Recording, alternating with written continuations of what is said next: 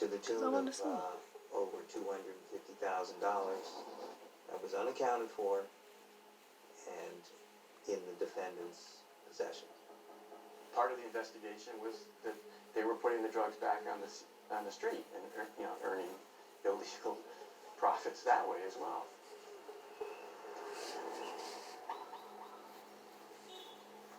To them, the perfect victim was someone who's got a lot of cash, that there's some level of criminal liability because there were some drugs found, and the equation is, what do I care more about? My cash or my liberty? So if essentially the offer's on the table, we're going to keep the cash, your case is going to get dismissed. Most of them were not going to complain about it. The complaints from drug dealers has no credibility. Why should anyone believe a drug dealer versus a cop? And that's what corrupt cops depend on and rely on and invoke, as Walter Robinson did when he said you can't trust a whore and a drug dealer. Detectives Kenneth Acera and Walter Robinson pleaded guilty to conspiracy, theft, and intimidation of witnesses and falsifying informants. Well, I mean, nobody's happy about it. I mean, obviously, it makes everybody look bad. I wouldn't have any idea what they were doing. I mean, all you know is they were active cops. They were arresting people. If they were, executing search warrants, whether they were stealing money or drugs, I mean, we wouldn't have any knowledge. There is a culture of lying and cover-up that has affected the Boston Police Department, but police departments everywhere across the country. Even if you see, and even if you're not corrupt, but even if you see wrongdoing by another officer, you stay silent. We were ready to go to trial, and there was then a movement by the defense that they were interested in finding a plea.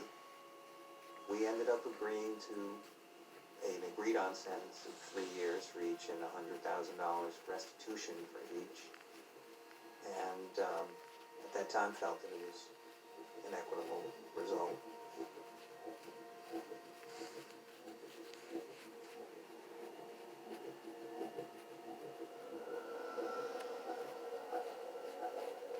A few weeks later, I'm at work. Someone comes with a newspaper, a piece of the newspaper, the front page of the newspaper.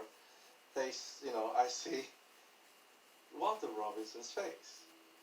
And Kenneth Acera on the other side. Boston Police Corruption. The headline was, Badge of Shame. That was the best thing that ever happened to me in those 7 years. And I'm like, oh my God. And I'm looking at my name like, they've been indicted.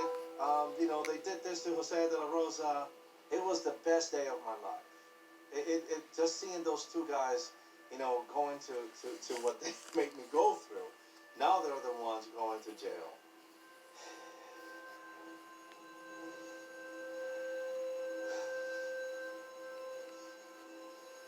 It just happened. These guys, they were just going to take me away just because they felt like it. They had the power to do so. They could just put me away and I would be gone, but no one knowing. Who the heck was going to believe me?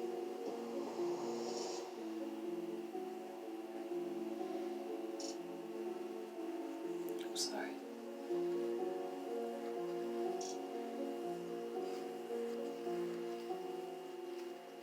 It's too bad, man. What happened? But I'm really glad that you stayed free.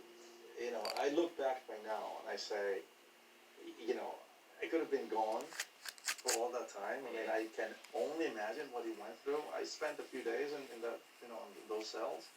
But 22 years out of your life, man, I really feel horrible for, whatever happened to you. It's crazy. When is the trial? They haven't decided yet, right? So I last heard something about October, but I'm not for certain. yeah. I really wish you the best, man.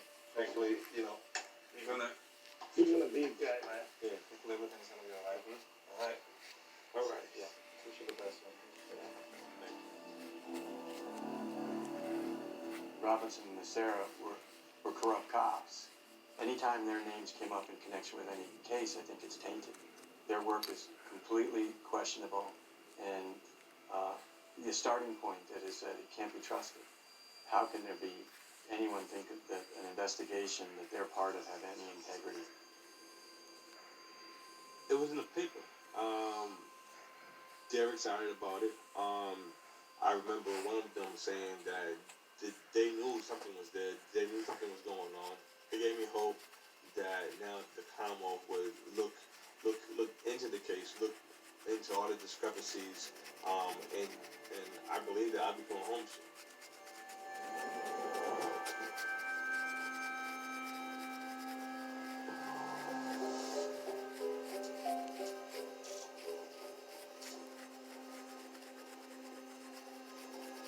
Sean Ellis was convicted of killing Boston Police Detective John Mulligan after 2 mistrials. His attorneys filed a motion yesterday asking for a new trial. They stated that several corrupt detectives involved in the investigation were in part responsible for Ellis's conviction. We have this massive body of evidence that these two people were habitual and consistent liars, and that they did this as a part of their official duties. That they basically, that's the way they operated as police officers. Ellis's attorney, David Duncan, believes Robinson and Acera, who are serving 3-year prison sentences, influenced the testimony of a key witness who puts Ellis at the scene of the crime. So we filed a new trial motion. And they had an MO. They basically were like busting drug dealers, stealing their drugs. I mean, they were basically lining their pockets and, making busts through criminal activities. So we said to the court, these are the people you're depending on. The people who basically are criminals are the ones who shepherded this woman in to make an identification.